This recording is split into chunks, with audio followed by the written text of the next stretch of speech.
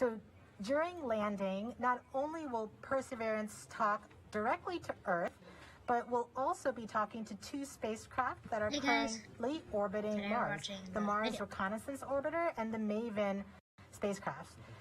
This poll is to confirm with the Mars Reconnaissance Orbiter spacecraft and the MAVEN spacecraft teams that they are ready and on track to support the relay from Perseverance. Let's listen in. It's not loading.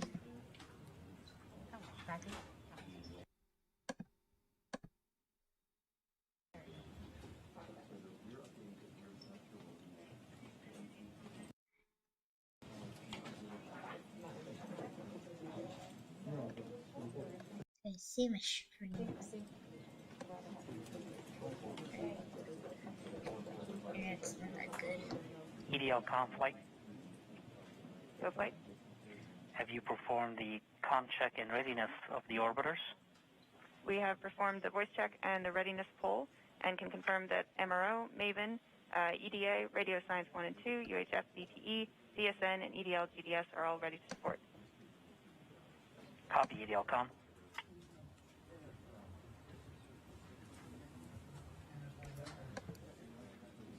So we've just heard that we have confirmation from each of the different orbiters and all of their support equipment on the ground that they are ready and are on track to support the relay from Perseverance.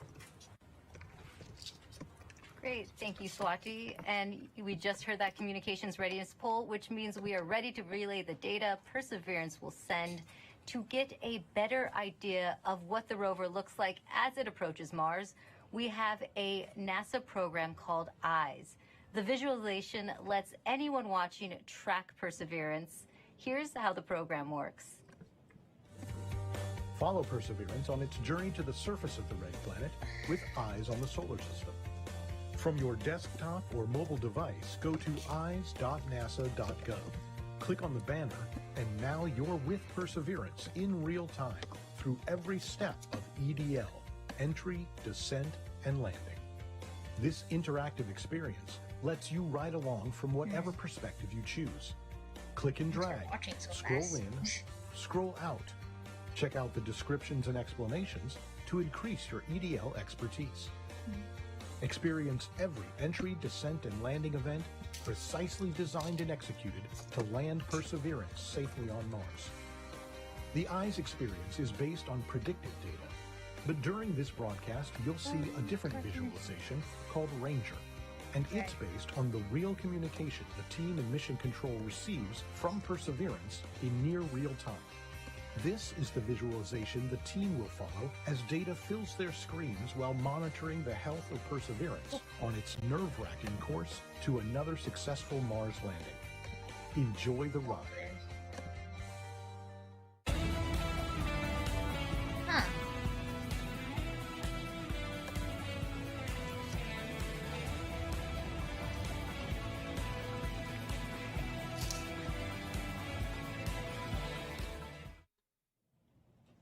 You are watching live Mars landing commentary. Stepping outside Mission Control to talk to us is Perseverance System Engineer Matt Smith. Thanks for joining us today, Matt. Hey, Raquel. Well, coming from Mission Control, we are going to hear terms related to landing. Can you help us understand what some of them mean? Sure, definitely. One thing you'll hear a lot about is telemetry. So telemetry is just our way of talking about data that's coming from the spacecraft and telling us important things like temperatures on the vehicle, pressure, how much fuel we have left, and other things that we need to understand for the health and safety of the vehicle. You'll also hear the word nominal, hopefully. Nominal means everything is expected, everything is okay, we're good to go. You'll hear also a lot about velocity and deceleration. So velocity is just our speed combined with the direction we're going. And deceleration is our slowing velocity. So we're coming in at over 12,000 miles per hour, and we're going to slow down to a nice, comfortable 2 miles per hour at landing, and that's our deceleration. Speaking of landing, you may hear a couple important terms at landing itself. One is RIMU stable. So the RIMU is a device on the rover that measures the rover's orientation and whether it's moving. So we want a nice, stable landing spot without any motion. You'll also hear UHF stable, hopefully. UHF stable refers to good telecommunications link with the rover and indicates that we've had a good separation between the descent stage and the rover after the sky crane maneuver. Finally, you may also hear Tango Delta nominal or touchdown nominal. That means we've touched down on the surface of Mars within the expected range of safe landing speeds. Thanks for that breakdown. Now, this is your first Mars mission. What have you learned from this experience? Yeah, one of my takeaways is that you can almost never be too careful when it comes to Mars. You definitely can't take Mars for granted. You know, we've checked and double-checked and triple-checked everything on our way to Mars. And, you know, even though we've done this once before using the sky crane technique on the Curiosity rover, you know, I think everyone's going to have their, everyone's going to hold their breath until we're on the surface of Mars this time around. And we have a social media question coming in. Nor the Door on Instagram asks, how complicated is the automated landing sequence and who wrote the code? Yeah, it's quite complicated. The automated landing software needs to do literally hundreds of things all on its own, just right with sub-second timing accuracy. And it's the result of many hundreds of people over many years, stretching all the way back to Curiosity and then improved for the Perseverance landing today at Jezero Crater. Great. Thanks for your time today, Matt, and good luck. Thanks. Now, landing on Mars is hard. Landing on Mars during a pandemic is even harder. The team behind the Perseverance rover faced one of its biggest challenges when the coronavirus pandemic struck. Here's how they kept the mission going.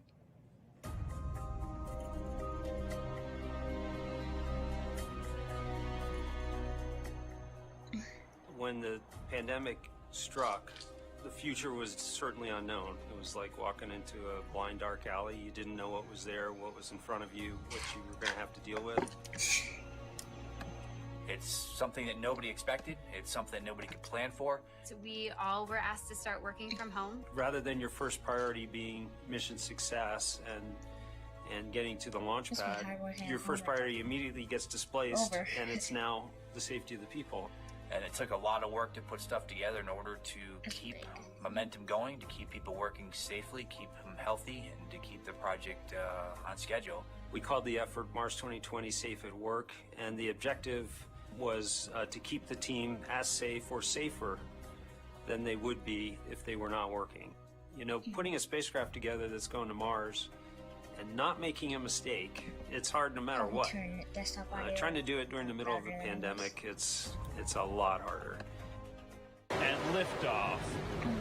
As the countdown to Mars continues, the perseverance of humanity launching the next generation of robotic explorers to the Red Planet. Certainly never done something like this before. Try to lead a team that's flying a spacecraft on the way to Mars while getting ready for landing, while doing it all from home.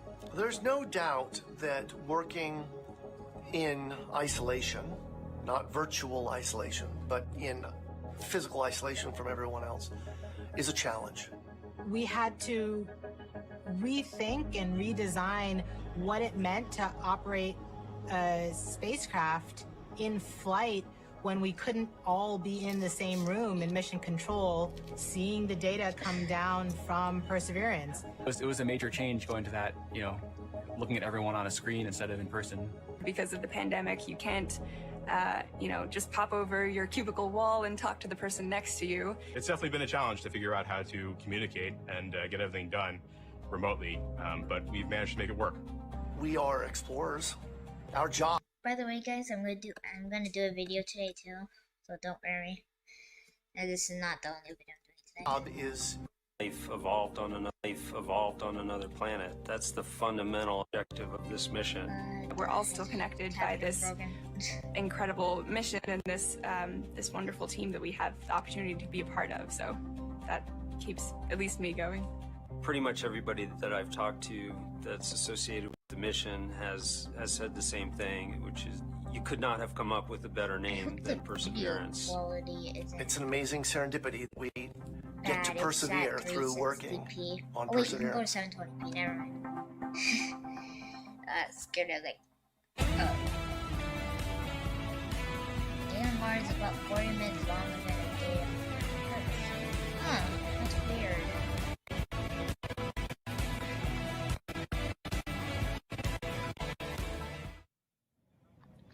Joining us now is Perseverance Deputy Project Manager Matt Wallace. Matt, just how ambitious is this mission, and how does this team stay on track with unexpected challenges like the pandemic? Is this? Well, it's a very No, this is ambitious just Streamlab. You know, we're getting not only a host of new, extremely capable science instruments I wish I to do had that science mission that we've talked about, but also a number of technology experiments that provide feed-forward information into the next set of robotic explorers or even an exploration of Mars. So there's a lot for us to do. We look a lot like Curiosity, but in fact we're carrying 50% more payload down to the surface of Mars, and so it's been a big challenge. You know, and it was particularly challenging when the pandemic struck. It came at a critical time in our processing. We were just months away from launching. We're trying to essentially get the spacecraft assembled, do the final tests. Did not have a lot of margin in our schedule, and our focus just entirely shifted from that to keeping the team safe and keeping their families safe. And we had to do that quickly, to make the adjustment quickly. I think, Mars, you know, we got through with a lot of help. A lot of people stepped up so to make it happen. The team was tenacious. And we managed to get it launched and fly it to Mars. And you know, thanks to a lot of help. Probably. And Matt, just how large is the team that worked on Perseverance? Like almost It's a big team. A couple thousand people here just at JPL, in fact, have worked on the mission. And then almost every other NASA center has contributed in some significant and critical way as well. Literally everyone says it's on YouTube. It's not just my computer. Over 1,000 industry partners that have provided hardware into this mission from 44 different states, 60 different cities, and of course we have international contributions from Europe and many other international providers as well. So it's a big team. It's taken a lot of people to get us to where we're at. That is a big team. This is the most difficult landing site ever attempted. Now, why do you think Perseverance is ready to land in Jezero Crater now? Jezero is tough. I mean, it's scientifically fascinating because it's got a lot of things like craters and you know, fields and cliffs and sand dunes, that sort of thing, which are great for the science community. That's exactly the type of features they're looking for to learn more about Mars. But they're all landing hazards for us, and so we've had to add new technology to remote navigation, which is the ability essentially to divert away from hazards.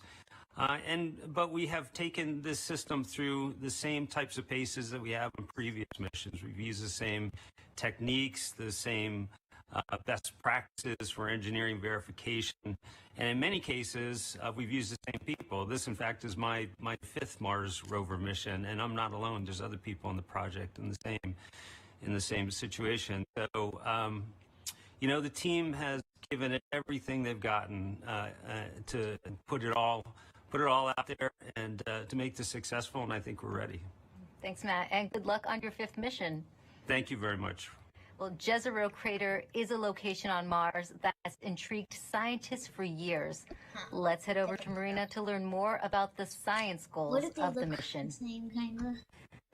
That's right, Raquel. Here to explain why we want to go there is Deputy Project Scientist Katie Stack Morgan.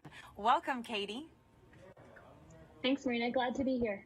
Now, Perseverance is landing on Mars at the Jezero Crater. Why is it that you and the team chose this particular area? Yeah, so scientists believe Jezero Crater is one of the best places on Mars and possibly the entire solar system to look for signs of ancient life. Jezero contained an ancient lake and has within it one of the best preserved ancient delta deposits on the surface of Mars. And deltas form when a river enters a relatively open body of water, like an impact crater, and deposits the sediment that it's carrying into the lake. And we know based on studies of deltas and lakes here on Earth that they're great places to concentrate and preserve organics and support microbial life. We're also excited because Jezero exposes rocks that are between 3.5 to more than 4 billion years old and represent a variety of different geological processes. Now, this might be a tough choice, but what do you think would be the most rewarding scientific discovery that we expect to get from this mission? Yes, hands down, I think the most rewarding discovery I think we can make with Perseverance would be finding a truly compelling ancient biosignature on Mars. The rocks in and around Jezero crater record a period of time when life first arose in the solar system, and we have the opportunity with Perseverance to study the evolution of the planet from a once habitable world likely capable of supporting ancient life to the cold, barren planet we know Mars is today. And why do you think, Katie, it's so important to find out if there really is or was ancient life on Mars? Put the link to the Well, the question of whether there's life beyond Earth is one of the most fundamental and essential questions we can ask. And our ability to ask this question and develop the scientific investigations and technology to answer it is one of the things that make us as a species so unique. And based on everything we know about Mars in the past, it absolutely should have been capable of supporting life.